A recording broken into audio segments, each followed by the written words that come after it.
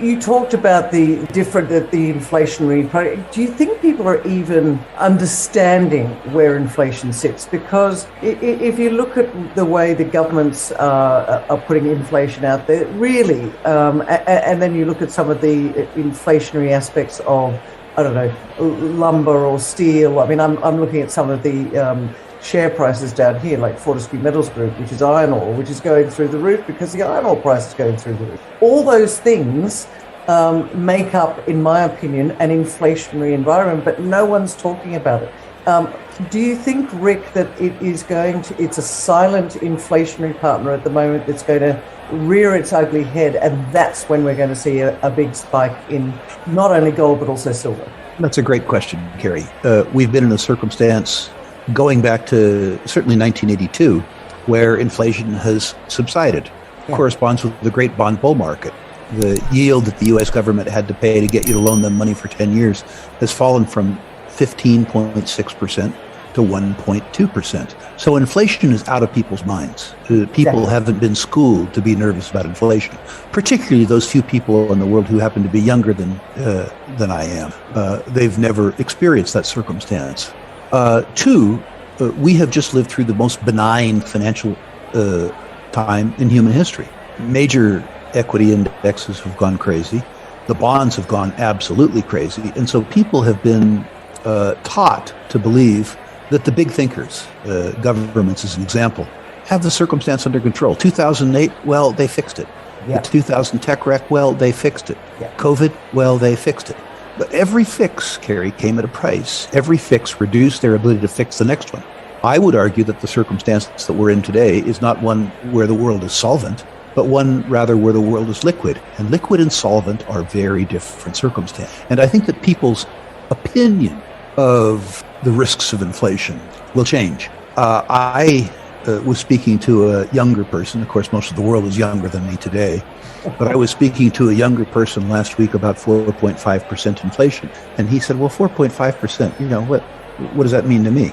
And I said, well, what it means to you is that if you have your money in a savings deposit getting 10 basis points in a currency that's depreciating by 4.5% a year, in 5 years from now, you will have 40% less purchasing power than you have today. How would you feel about that? In effect, that's a tax. That's something to worry about. Australians won't understand this reference unless they've been to the United States. But there's a motel chain in the United States called Motel 6. Oh, yeah. And it's called that because when I was a young man, a room at Motel 6 cost $6. And is that right? I did not know that. Yeah. Given my economic circumstance then, Kerry, I had more than one occasion to avail myself of a $6 room at Motel 6. The other day, I drove past a Motel 6 up here where I live, and it said Motel 6, $79. Now, there's only two explanations for that. One, a room at Motel 6 could be 13 times as nice as it was when I was a young man. 13 times the size, 13 times better sheets, 13 times better appointments. Or the denominator, which is to say the currency that purchases a room at Motel 6, could have declined by an equivalent amount over the last 40 years. I'll leave it to you to decide what it is, but my suspicion, not that I've had to stay at a Motel 6 recently, is that it's very unlikely that a room at Motel 6 is 13 times the size or 13 times as nice over 40 years. I would suggest that it's a decline in purchasing power. And that's a truly pernicious decline in purchasing power. The US dollar, measured by a room at Motel 6, has lost over 40 years more than 80% of its value. Cyclical declines in secular bull markets, while unnerving, are absolutely commonplace. Normally, in a bull market, you will experience 3 or 4 fairly severe cyclical declines in secular bull markets. I reminded your listeners, probably much to their chagrin, that in 1975, in the middle of that epic bull market, the gold quote declined by 50% in 9 months, and the equities performed even worse. Speculators who were shaken out by that decline missed the second half of the gold bull market that saw the gold quote rise 8-fold from $100 US an ounce to $850 an ounce. What we've been through is normal and natural. Well, that might not mollify your listeners' nerves, first of all, because they've suffered through this one, which hasn't been pleasant, but certainly because they're going to have to suffer through a couple more before this market is over.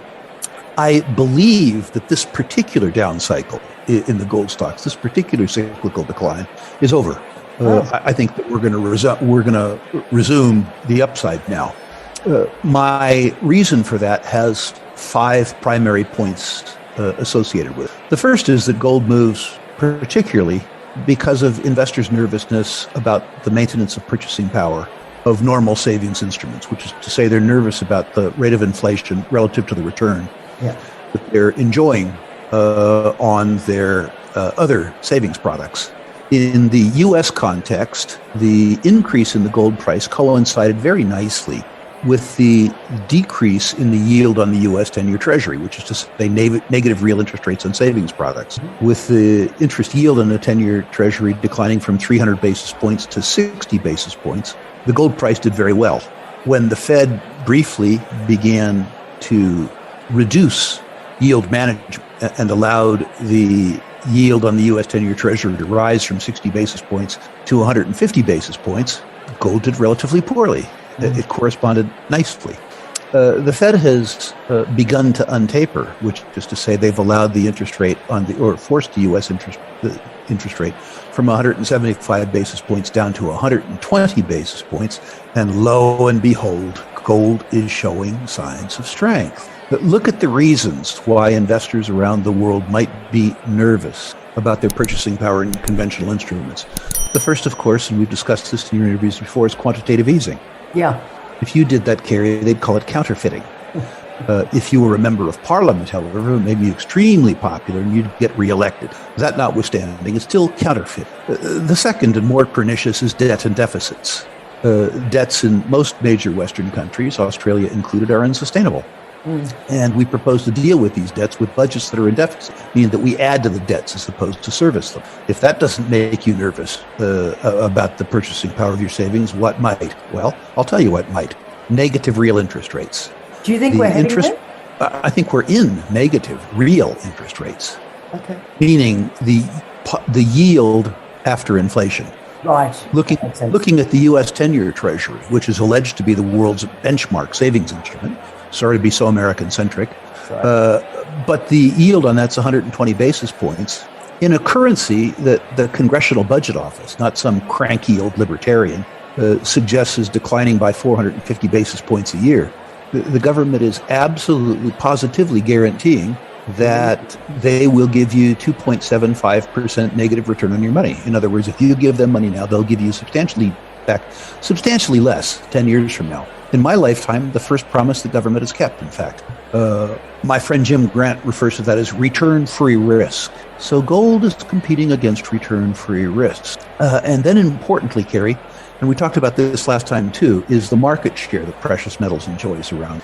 Precious metals and precious metals-related assets comprise about 0.5%, a little less than 0.5% of total savings and investment products in the United States. The 3-decade mean is 1.5%. So if nervousness about the maintenance of purchasing power, in other words, if the arithmetic around savings products just compels investors to return to the 3-decade mean, demand for precious metals and precious metals-related equities will triple from current levels. And that's precisely what I think is going to happen. Now, I may be wrong in terms of timing, but my suspicion is the malaise that troubled so many investors, particularly those who were new to the space and didn't have the experience that I have with its vagaries. I suspect that those are over, or if they're not over, that they'll be certainly over in a 3 to 6 month time frame. My suspicion is that they're over now. My suspicion is that you'll see higher lows and higher highs from here. Before we continue, help us clicking that YouTube like button and subscribe now to our channel. This shows the algorithm that you valued this information. And it helps us spread that message. Sharing is caring. And now, let's continue. Do you want to know one thing about crypto? I made over 3,000% in profit in a few weeks. Fact is, the traditional financial system, the traditional money system makes you poor, not rich.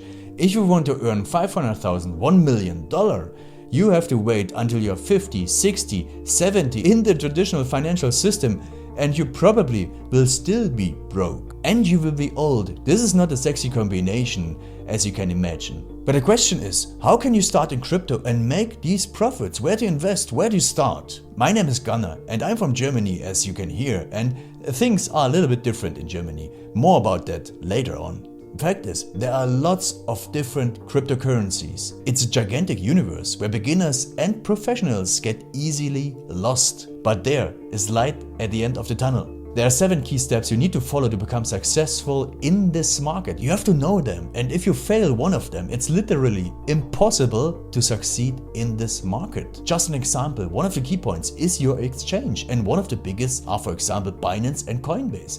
These are trusted and well-established exchanges, but, and this is a big but, you won't find the super profitable coins on those exchanges. The unknown super profitable coins that get gigantic profits are not traded on those kind of exchanges. They are traded on much smaller insider platforms that are barely known. And I can tell you what those super secret exchanges are and why they are so profitable. And another super important thing are the right information sources. The point is, the internet is gigantic. There are hundreds and hundreds of YouTube channels, blogs, pages, and much more. And there are also market makers and influencers. For example, Elon Musk, he is not a crypto guy, but the moment he recommended Dogecoin, it went through the roof, to the moon, so to say. But why did he recommend it?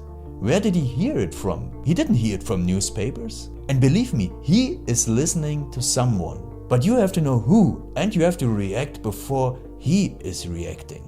This is really important. And these are only 2 of the 7 steps you have to follow in order to be successful in crypto. And if you want to know all of these steps in much more detail, and if you want to have a comprehensive checklist, here's what you should do. There is a link below this video. Click on this link and you will get the opportunity to subscribe to my channel. Click on the link and you will see a video where I explain the next steps.